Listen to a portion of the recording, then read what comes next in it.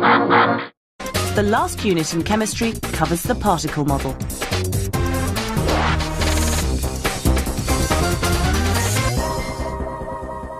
The particle theory of matter is a really key scientific concept that you need to know and understand well.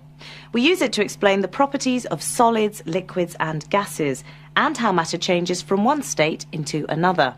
Let's check out those micro marvels again to remind us of the three different states. In a solid, the particles are closely packed and held tightly together. They're not completely still, just vibrating very gently. This explains why solids have a rigid structure and a fixed shape, and are hard to compress. The particles in a liquid are also closely packed, but they move over each other. Liquids take on the shape of their container, are hard to compress, flow easily, and have a fixed volume.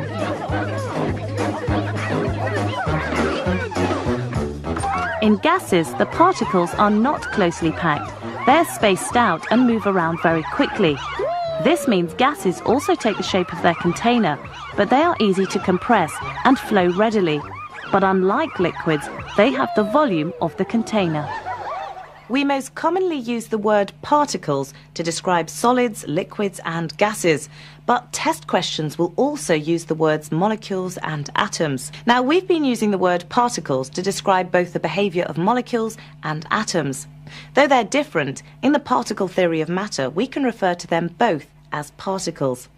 Another tip is how you draw solids, liquids or gases. Test questions often ask you to draw the particles or molecules in different states. When you sketch diagrams, make sure you draw at least 12 particles and don't make them too small. To make sure you get all the marks when you draw a solid, make sure all the particles are touching and have a more regular shape. Remember, with a liquid, draw your diagram with most of the particles touching. If they aren't, you will lose marks. And in a gas, the particles are widely spaced and not touching. The next section will look more closely at changes in state, how the particle model is used to describe, for example, the way ice changes to a liquid and gas.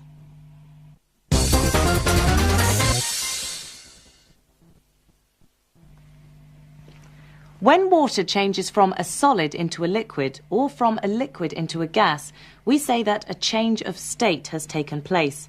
When the solid ice changes into liquid water, it has changed from one state of matter into another state of matter. And remember, this is a physical change. The particles themselves haven't changed, just their arrangement or their energy. Let's look more closely. Let's take the solid fat. When it's heated, its particles gain more energy. This makes the particles move about more, which weakens the forces which hold the solid together. This makes the solid expand, and then at a certain temperature, the particles have enough energy to break free from their positions. This is called the melting point, and when a solid turns into a liquid, it's called melting. Then, carry on heating the liquid, the particles get even more energy. The energy makes the particles in a liquid move faster, which weakens and breaks the bonds holding them together as a liquid. The melted butter is beginning into a bubble because it's turned into a gas where the particles are even further apart than liquid and will vibrate even more rapidly. At a certain temperature, called the boiling point, the particles have enough energy to break their bonds, and the liquid turns into a gas. The liquid is now boiling. Let's magnify what's happening here and look at the particle level. You would see a liquid is made out of many tiny particles jostling for space in the container. When you heat the liquid, the particles jostle more and more.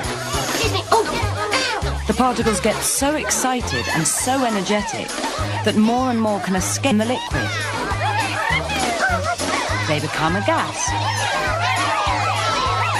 Once they've escaped from the liquid, the particles spread out. They take up much more space than the poor old particles still squashed in the liquid.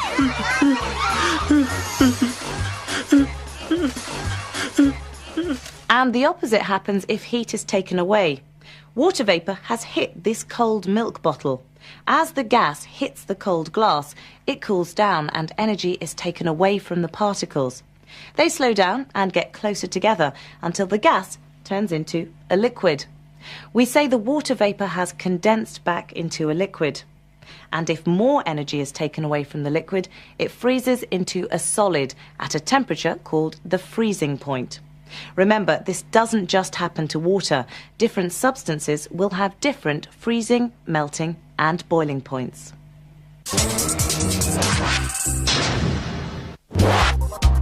So the change of state from solid into a liquid is called melting and happens at the melting point of the liquid. Liquid into a solid is called freezing and happens at the freezing point of the liquid. The change of state from a liquid into a gas is called boiling and happens at the boiling point of the liquid. And the gas changing back into a liquid is called condensing.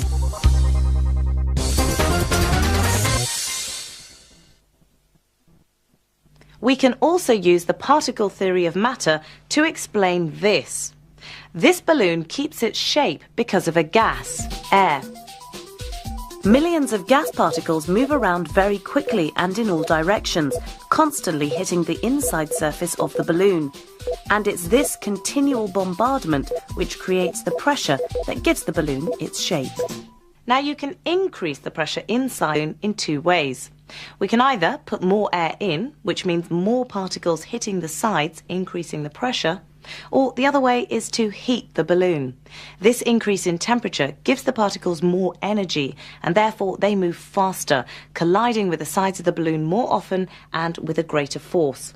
But remember, there is air outside the balloon as well. But there's air all around us, isn't there? Yes. And it pushes all the time? Yeah. Yeah. So why can't you feel it pushing you now? Smart question. You can't feel it because air always presses equally in all directions. It's called air pressure. Even though you can't feel it, ordinary air pressure is very powerful. Watch this. This may look like an ordinary bottle, but it's got holes in the bottom.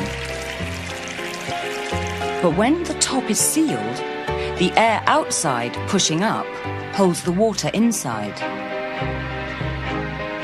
As the candle burns, it uses up oxygen in the air. The egg seals the top, so no more air can get in.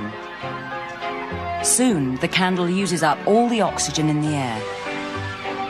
There's more air outside the bottle than inside, so it pushes the egg into the bottle.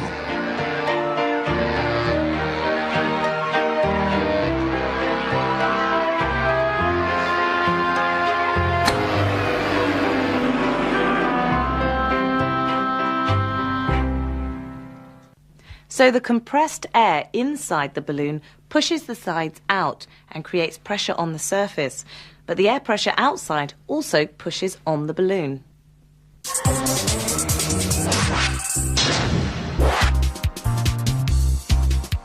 We can explain pressure by the particle theory of matter. Pressure is caused by the particles or molecules hitting a surface. The pressure will increase if there are more particles or the temperature is increased. An increase in temperature has two effects. The particles hit the walls harder and hit the walls more often.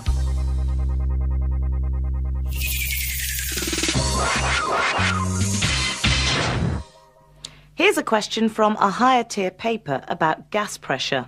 It's got several parts, so we'll go through them one at a time. A girl, that's me, pumps up a bicycle tyre which has gone flat. As she does, she notices that the pump becomes hot. The air going into the tyre is warmed by the pumping. So in part A, the question asks, what effect will this have on the motion of the gas molecules in the air of the tyre?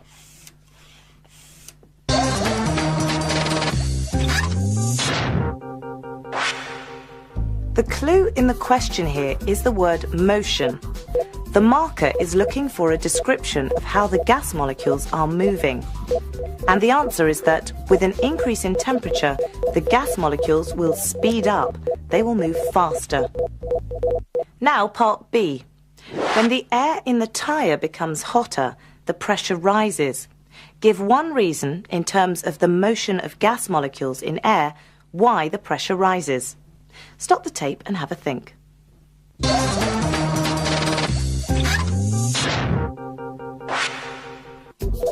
You only need to give one reason to answer this question, but there are several answers that are all correct.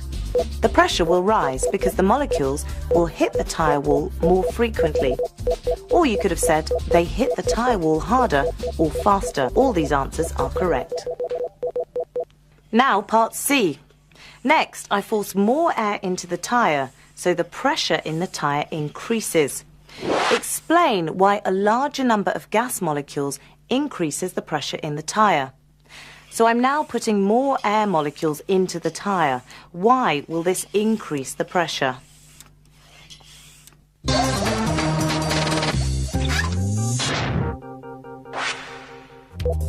More air molecules will mean that there are now more collisions with the tyre wall.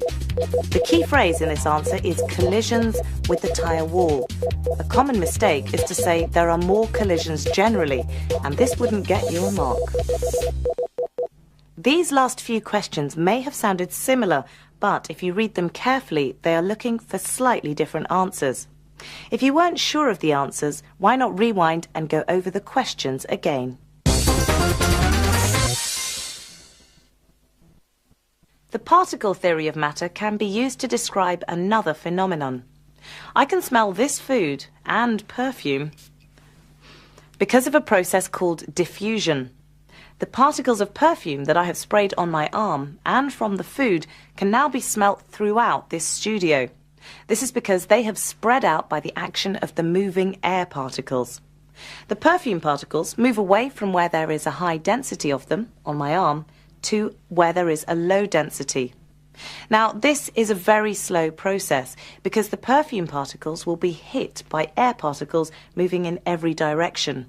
This stops them making forward progress, but eventually they will completely spread out to fill this entire studio. And diffusion doesn't just happen in air particles. I'm just going to put some crystals in. The surface of the water's turning more purple, where the crystals were high concentration, and then it's diffusing out to a lower concentration.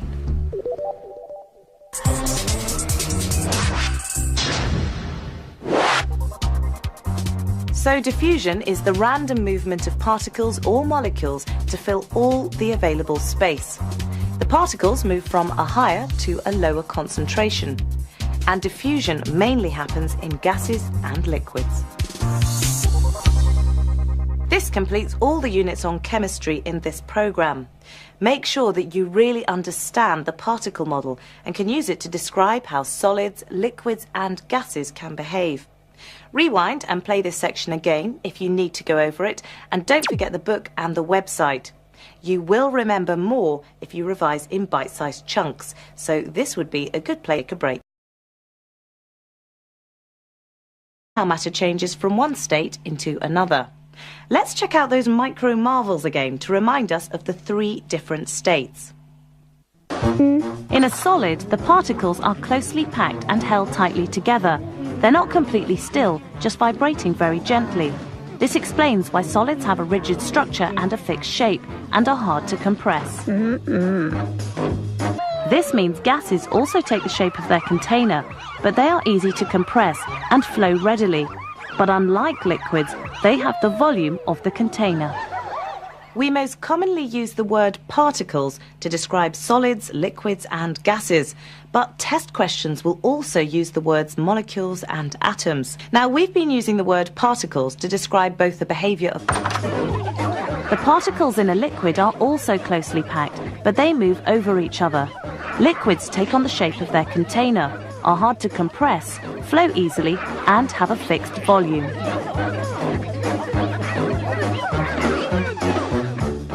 In gases, the particles are not closely packed. They're spaced out and move around very quickly. The last unit in chemistry covers the particle model.